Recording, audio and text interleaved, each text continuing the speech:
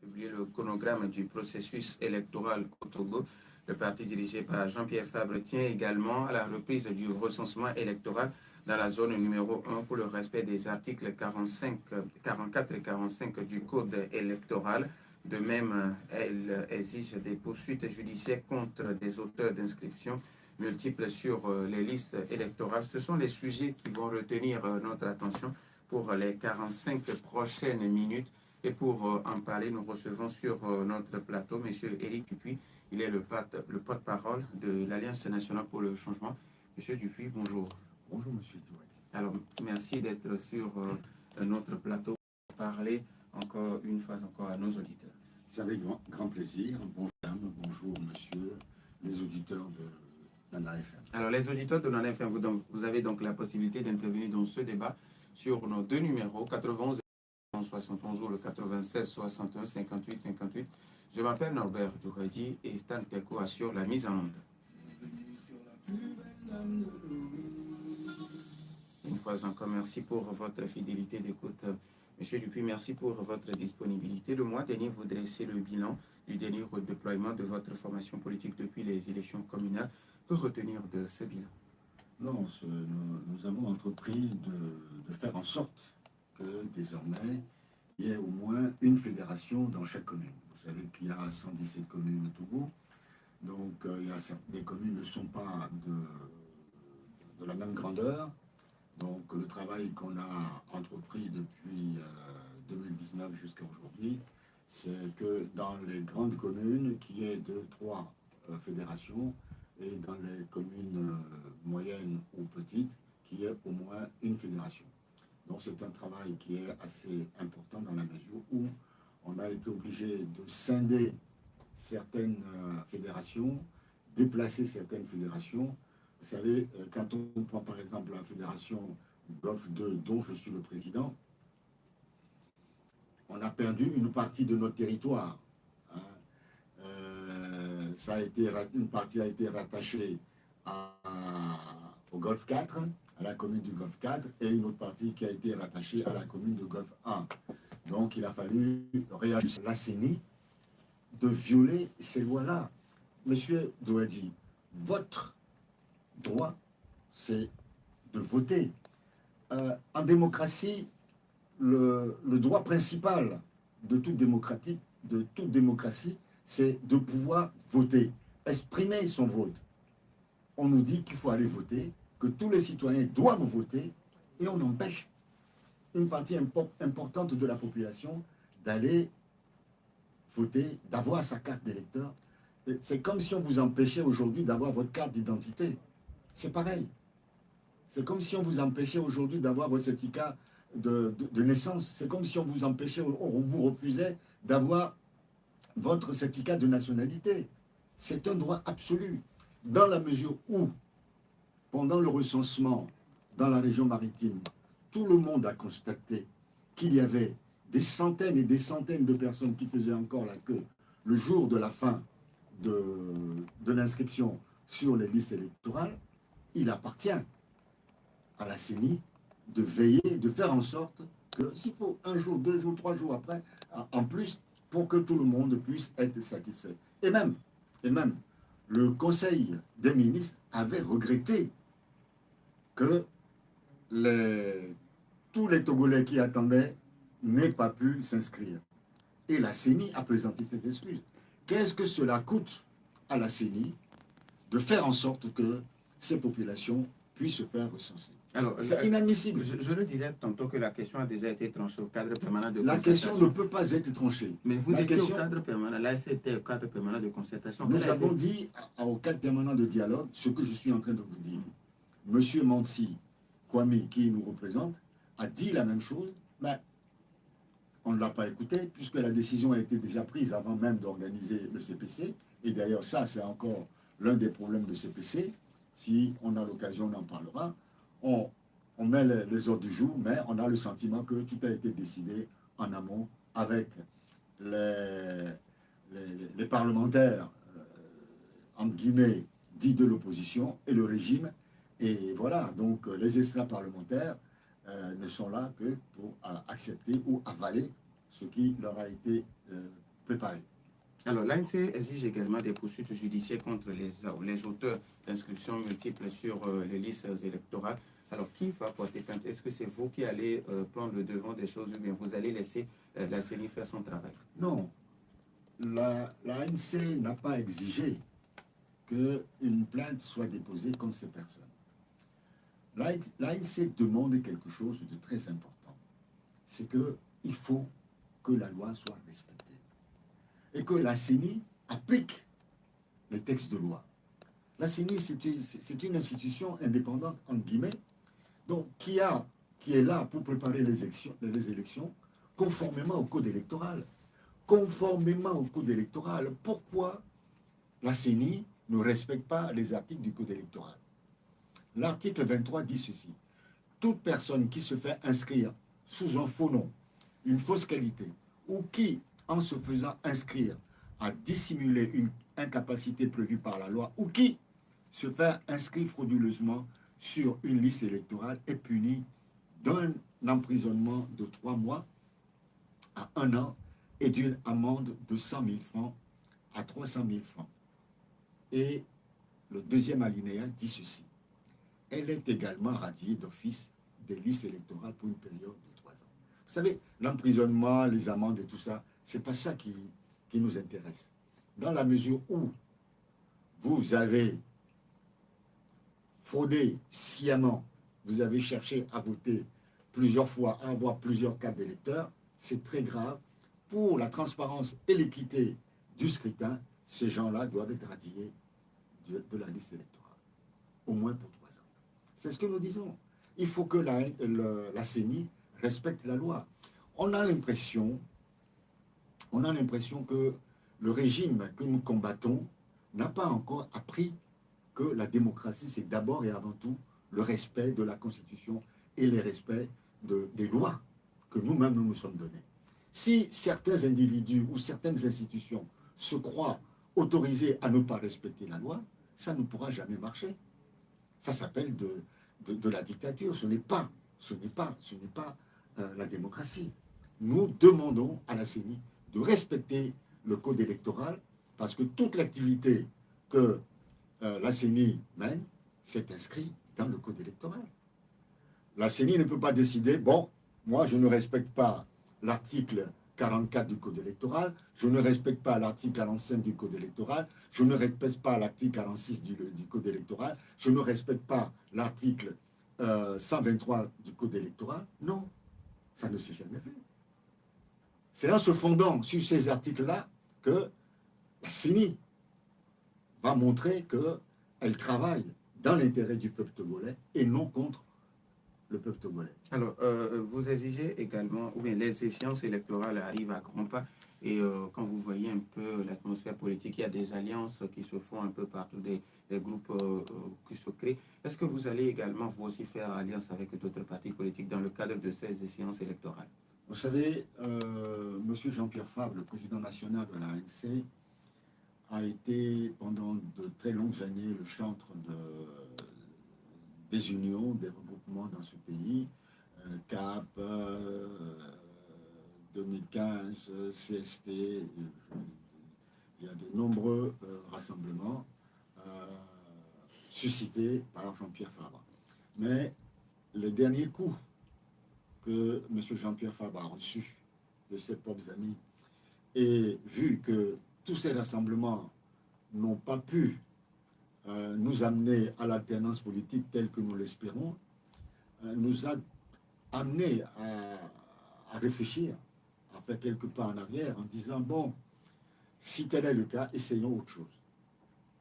Parce que les rassemblements, tout ça là, n'ont jamais rien donné jusqu'à aujourd'hui, sinon de créer des problèmes, de créer des frustrations et de rendre inquiets nos populations. Donc, l'ANC ne dit pas qu'elle refuse tout rassemblement ou de travailler avec tel ou tel parti. Nous l'avons d'ailleurs dit à maintes reprises. Jean-Pierre Fabre l'a répété autant que possible, mais nous disons ceci. Il faut que ces rassemblements apportent quelque chose à la lutte que nous menons. Maintenant, vous me parlez des rassemblements qui se font. Nous respectons le choix de chacun. Hein. Si on pense que c'est le chemin à prendre pour réaliser cela, tant mieux.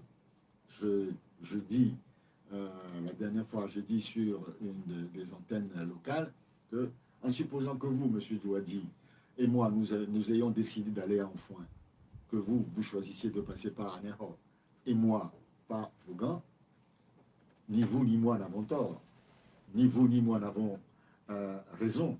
Mais quel est l'objectif pour nous? C'est d'arriver à Enfoin. C'est ça. Donc, que certaines personnes pensent que compte tenu de leur structure, compte tenu de leur travail sur le terrain, le rassemblement est nécessaire, tant mieux pour eux.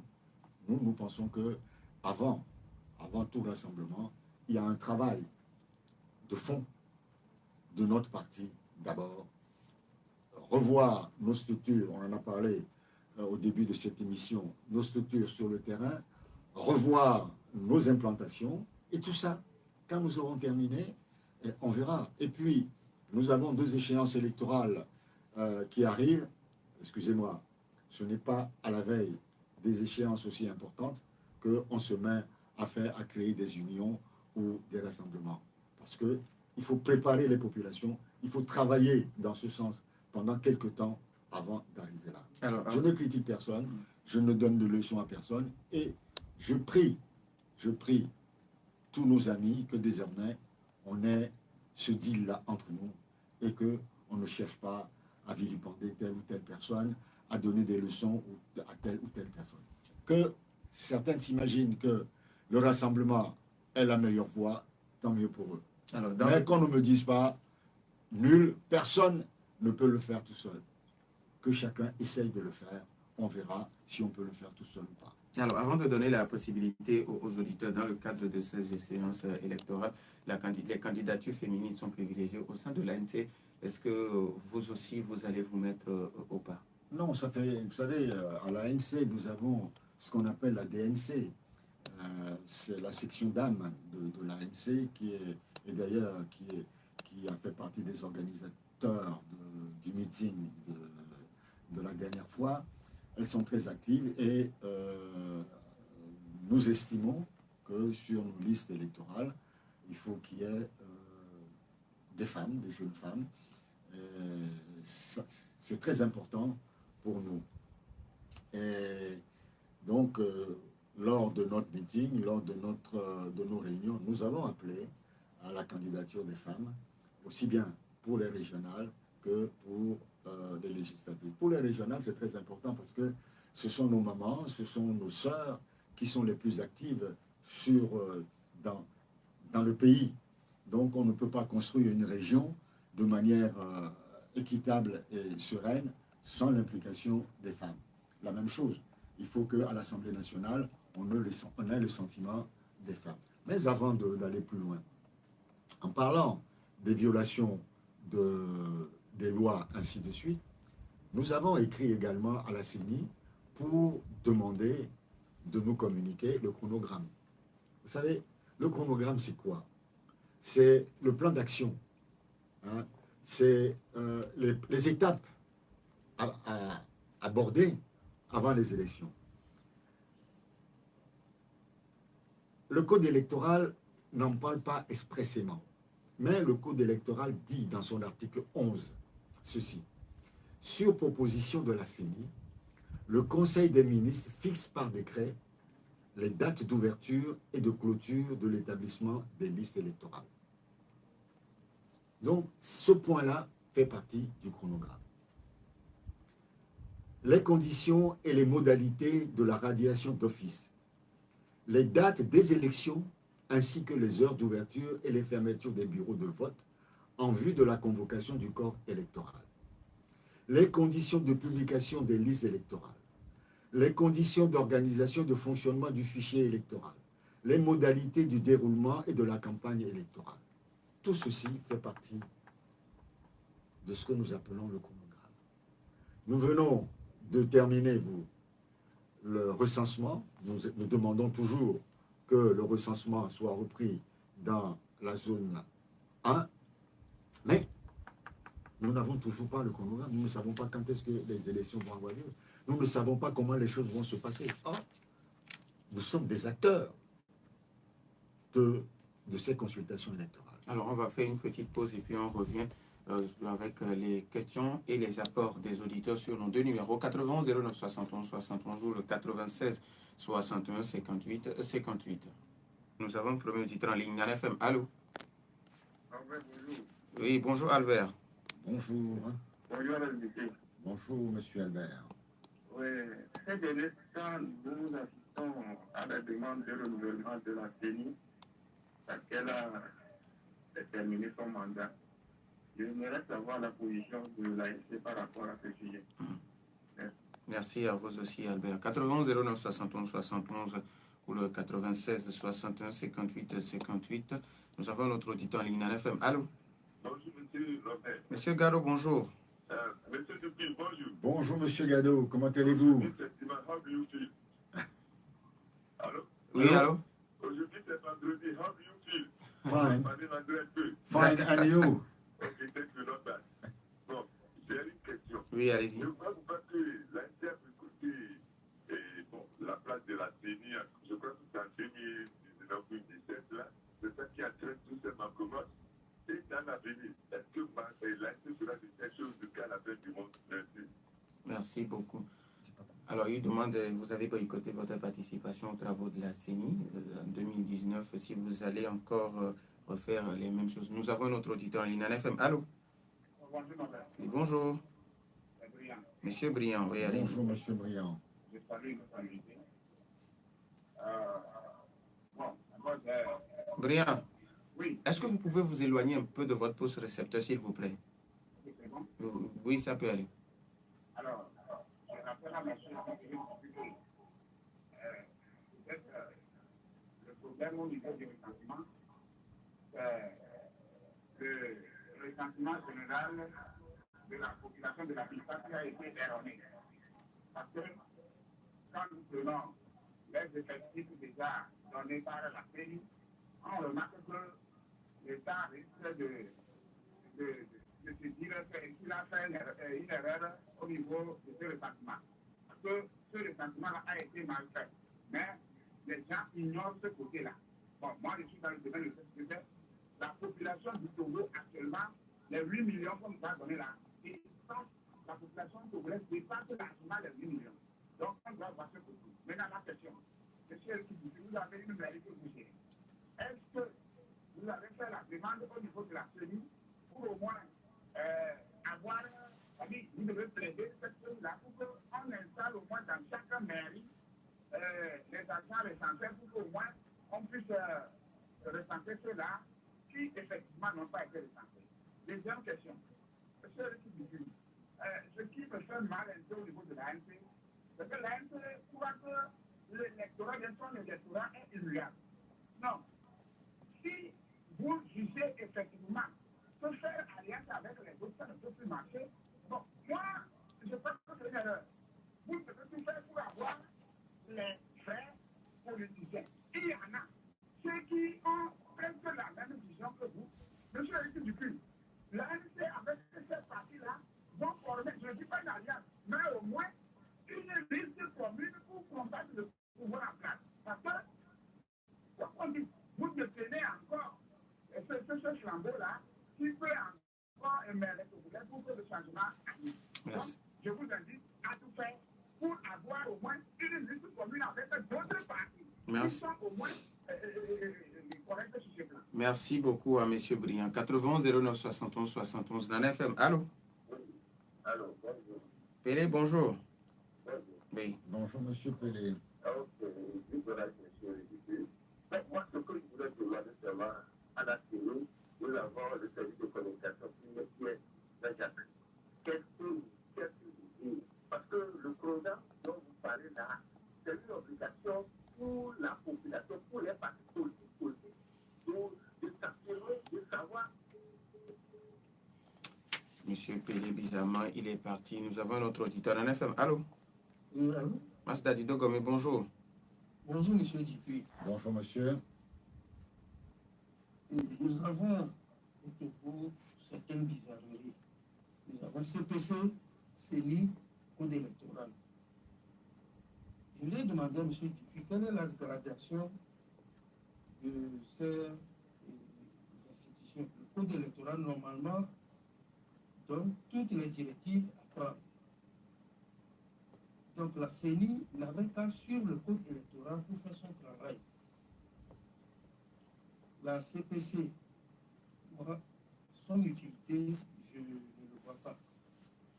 Deuxièmement, et tout à l'heure, M. Dupuis disait que le volet emprisonnement, ce n'est pas ça qui intéresse l'ANC. Pour moi, c'est plutôt le contraire. Parce que l'individu qui s'est fait enrôler 13 fois, moi, ça, quand j'ai entendu ça m'a choqué. 13 fois. Est-ce que vous croyez que c'est pour aller voter? Non. C'est un arnaqueur parce qu'on avait fait le truc ici et ils avaient utilisé les cartes d'électeurs pour avoir les aides. Ce bonhomme n'a fait que ça.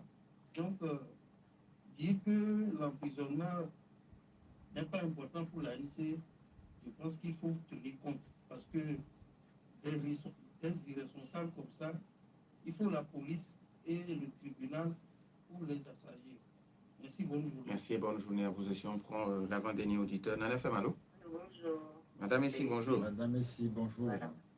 Bon, en gros, je crois qu'on nous fait demeurer dans le parti unique dans ce pays. Depuis 90 à la boule, là. On n'a jamais quitté le parti unique selon les gouvernants. Et sinon, la CENI, les institutions de la République, la Constitution, tout ça là, on nous dit, après 60 ans d'un pouvoir absolu, que ça n'existe pas, que c'est du mensonge. Sinon, comment on peut gouverner une république en solo, hein? Les partis politiques ne savent rien de ce qui se passe pour les élections. On cache tout, on fait tout en catimini. Et puis, on sort la veille, par exemple, pour dire demain, venez écouter tout ça. Non, il faut que les plaintes affluent maintenant. Ça suffit. Et puis, moi, je vais dire aux 50 000 personnes, en gros, si on a enregistré 50 000 personnes là, qui sont acquis au pouvoir, par exemple, ils n'ont qu'à voter contre eux, voter utile, voter pour leur arracher ce Togo-là qu'on a trop suffit. Merci beaucoup. C'est bon. Merci beaucoup à madame. Et si on prend le tout dernier auditeur, Nana Fem. Allô? Allô? Oui, Michel, bonjour. Oui, bonjour, monsieur Norbert. Oui, Bonjour, monsieur. Bonjour à l'invité. Et je crois que depuis que les débats se passent sur cette chaîne, moi, si je me souviens très bien, c'est au temps de Covid qu'on a eu des interlocuteurs du parti au pouvoir. Pourquoi il fait les débats? Mais monsieur Norbert, il n'y a pas de démocratie au Togo là. Soyons honnêtes. Tout ce que monsieur Dupuis vient de dire, lui-même, il voit que de façon cohérente, qu'ils vont dire qu'il est donneur de leçons à qui que ce soit. Non, tout simplement parce que les gens ne respectent pas les principes démocratiques. Et quand on ne respecte pas les principes démocratiques, ceux qui le disent paraissent comme des donneurs de leçons. Alors qu'en réalité, regardez l'état de notre nation. Depuis quand vous avez vu le président de la République est allé présenter l'état de la nation à l'Assemblée nationale? Depuis quand vous avez vu, comment on appelle, un procureur de la République se saisir des problèmes de détournement de fonds publics? Non. Est-ce qu'il y a une démocratie? Cette démocratie électorale, s'il vous plaît, M. Dupuis, il faut que vous ayez, vous êtes politicien, il faut que vous négociez un autre système politique. Parce que ça, là, ça ne nous arrangera jamais. Et j'ai l'habitude de le dire. Parce que les indicateurs le prouvent. Bonne journée. Bonne journée à vous aussi. Je pense qu'on ne va plus prendre d'auditeur. On va donner la possibilité à l'invité de répondre. Alors, quand M. Michel vous demande de négocier un autre système d'alternance. Avant ça, je vais faire une petite salutation à Papa Sibiti, qui n'a pas téléphoné. J'espère qu'il n'est pas souffrant. Non, sûrement qu'il va bien. Toutes mes amitiés. Oui. Vous disiez. Alors, Michel qui vous demande de négocier un autre système pour avoir l'alternance. Et négocier un autre système, c'est un peu délicat. Un parti politique ne peut pas se lever pour essayer de négocier un système. Le système existe, il faut le combattre. Plus on est nombreux à le combattre, mieux ça vaut. je dirais que je partage l'avis de Madame Essi et de Monsieur Michel, parce que le régime se comporte en réalité comme un parti unique. Hein. Il viole les lois, mais personne n'a le droit d'en parler. J'ai parlé du viol du code électoral, mais il y a le viol de la Constitution. Il y a le viol des textes. Là, le maire de Golfe 4 a écrit, il n'y a pas longtemps, au ministre de l'administration territoriale, la lettre date du 9 août, dans laquelle il dit que la nomination des chefs de quartier, les nominations, il y en a eu 8 au total le week-end dernier, et que ça ne respecte pas les textes. Et il dit, l'article 13 de la loi stipule que le chef traditionnel désigné par voie de succession héréditaire ou par voie de consultation populaire doit être reconnu par l'autorité compétente. L'article 14 précise que la reconnaissance des chefs traditionnels se fait par gradation. Le chef de canton est reconnu par décret au Conseil des ministres sur rapport du ministre chargé de l'administration territoriale. Le chef de village est reconnu par arrêté du ministre chargé de l'administration territoriale sur rapport du préfet. Et le chef de quartier est reconnu par arrêté du maire. Or, les 8 maires qui ont été... Les 8 chefs. Les 8 chefs qui ont été reconnus le 30, je crois, c'était le 30 juillet, ont été reconnus par le préfet avec l'accord du ministre de l'administration territoriale. Mais ce qui est curieux, c'est que ces maires-là, qui ont été reconnus par le préfet en accord avec le ministre de l'administration territoriale, sont tous dans les communes détenues par l'opposition.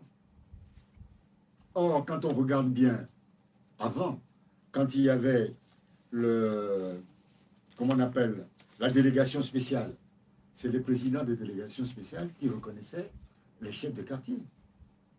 Ça, c'est une violation des lois de la République. C'est un refus systématique, un refus obstiné de l'alternance politique, un refus de la démocratisation de notre pays. Il faut le dire. Je ne suis pas un donneur de leçons, mais les textes sont là. Il faut que chacun respecte la loi.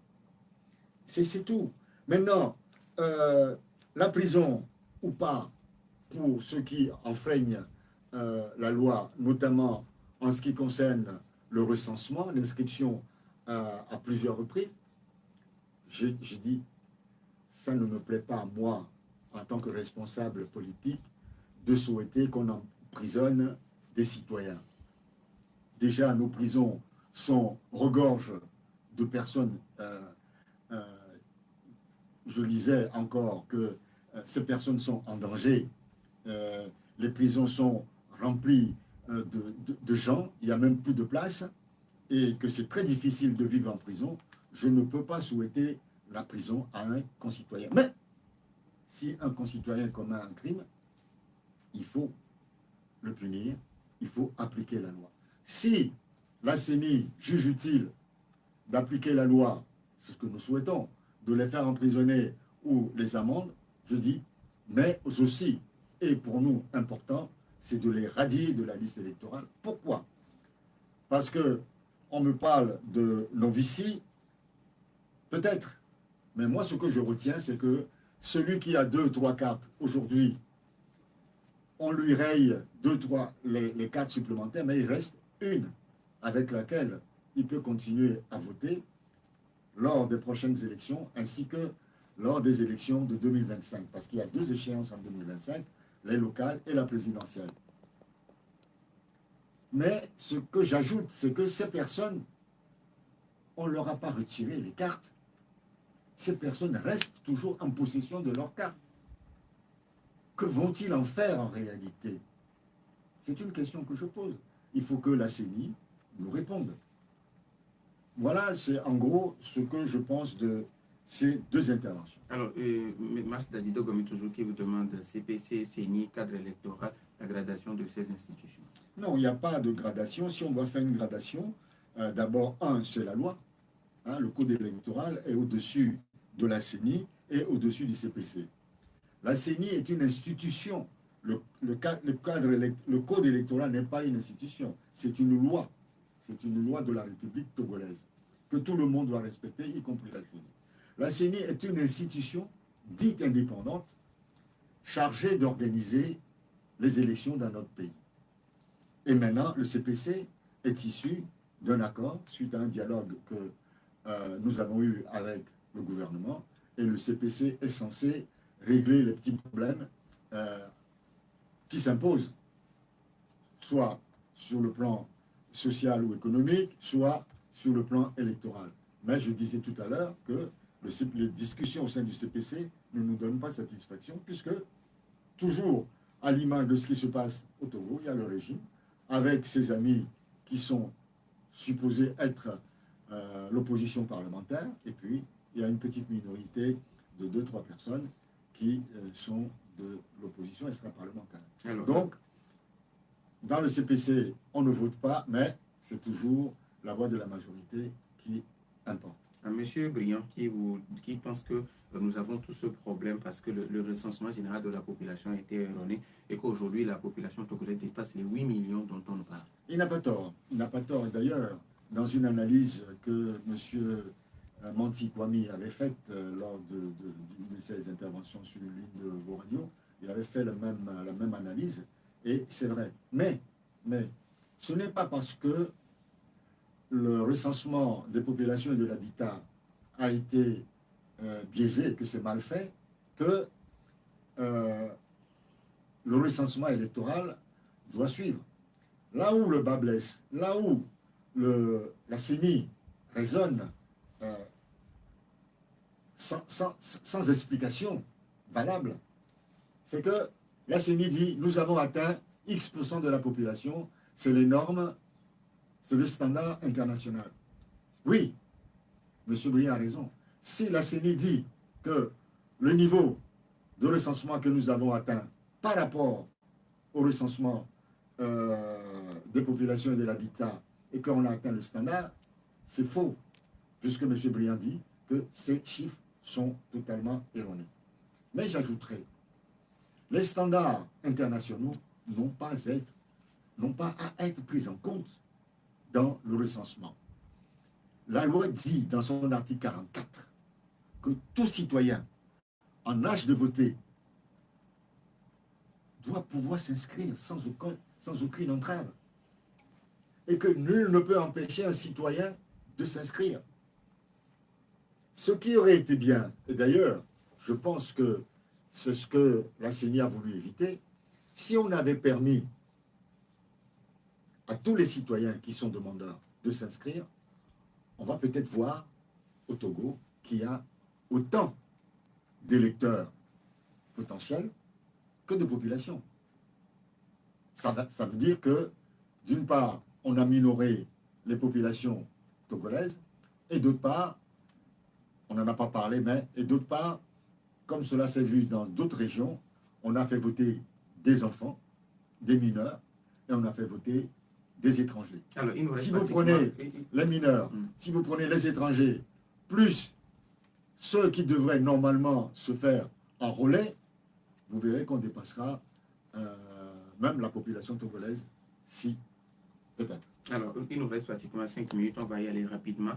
Monsieur Albert qui vous demande qu'on parle aujourd'hui de renouvellement des membres de la CENI qui ont déjà fait leur mandat et il demande quelle est la position de l'ANC par rapport à ça. Monsieur Manti a posé la question au CPC. Le ministre, d'après ce qu'il nous a rapporté, le ministre a reconnu, mais a dit bon, que ceux qui veulent changer leurs membres à la CENI peuvent le faire, qu'eux, ils sont libres de changer leurs représentants. Bon, c'est la réponse qui a été donnée. Je trouve que c'est une réponse un peu lapidaire. Monsieur Gado qui vous demande, vous avez boycotté les travaux de la CENI en 2019. Est-ce que vous allez encore boycotter les travaux de la CENI? Non, on ne boycotte pas les travaux de la CENI puisque nous y avons un représentant en la personne de Jean-Jacques Teko. Voilà, donc il y est. Nous avons des représentants dans 19 CELI. Nous y sommes, nous ne boycottons pas, mais nous tirons la sonnette d'alarme en disant que ce que la CENI fait n'est pas dans l'esprit d'organiser des élections transparentes et équitables. Alors, Monsieur Briand, toujours qui vous demande, pourquoi ne pas plaider à ce qu'on puisse installer des agents recenseurs dans les mairies, donc comme ça, ça permettra aux Togolais qui ne l'ont pas déjà fait. Pour l'instant, nous estimons que les recensements ne sont pas passés comme nous le souhaitons. Peut-être à l'avenir, nous allons y penser. Et il vous demande également que votre électorat n'est pas immuable, donc avoir des alliances avec les vrais politiques, c'est ce qu'il vous demande de faire. C'est vrai que personne n'est détenteur d'un électorat. Aucun parti n'est détenteur d'un électorat unitaire. C'est le travail que vous faites sur le terrain qui fait que vous augmentez ou pas votre électorat.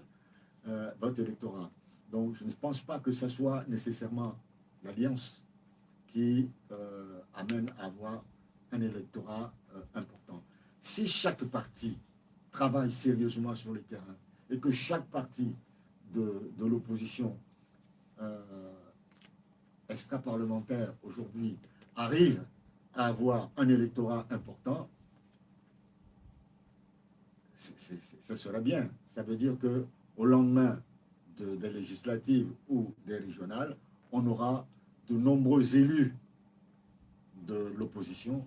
Et là, en ce moment-là, ensemble, on pourra constituer des majorités, aussi bien à l'Assemblée nationale que dans les conseils régionaux. Alors, en 30 secondes, M. Pellet vous demande qu'est-ce qu'on vous rapporte vraiment, quand votre représentant l'a CENI, qu'est-ce qu'il vous rapporte vraiment des travaux qui se font là-bas? Il nous informe. Moi, je reçois régulièrement des informations de lui. Je ne vais pas venir étaler ici ce que Jean-Jacques Téco me rapporte et les discussions qu'on a. Et il est là, il fait le travail qu'on lui demande et il nous informe régulièrement de ce qui s'y passe. Mais il est seul. Et seul, vous savez, c'est très difficile de se battre contre le RPT Unir et ses amis de l'opposition parlementaire. Alors, vous avez 30 secondes pour votre mot de fin. Mon mot de fin, c'est de remercier les éditeurs, de remercier tous ceux qui ont pris la peine de téléphoner. La lutte n'est pas facile, mais c'est ensemble que nous devons la mener. Les 2 élections à venir sont très importantes, que ce soit les législatives, pour intervenir à l'Assemblée nationale, faire avancer les choses à l'Assemblée nationale, parce que les 5 dernières années que nous avons connues, c'est une assemblée qui n'a fait que suivre le régime, qui ne s'est pas opposée, l'opposition parlementaire ne s'est jamais opposée à ce que le régime fait. Et nous allons avoir les régionales, nous avons du travail à faire dans les régions. Il faut que l'opposition de Lomé jusqu'à Saint-Cassé soit largement représentée dans les conseils régionaux. Je vous remercie. Merci à M. Éric Dupuis, porte-parole de l'Alliance nationale pour le changement. Merci également à vous aussi pour votre fidélité d'écoute et bonne suite de nos programmes.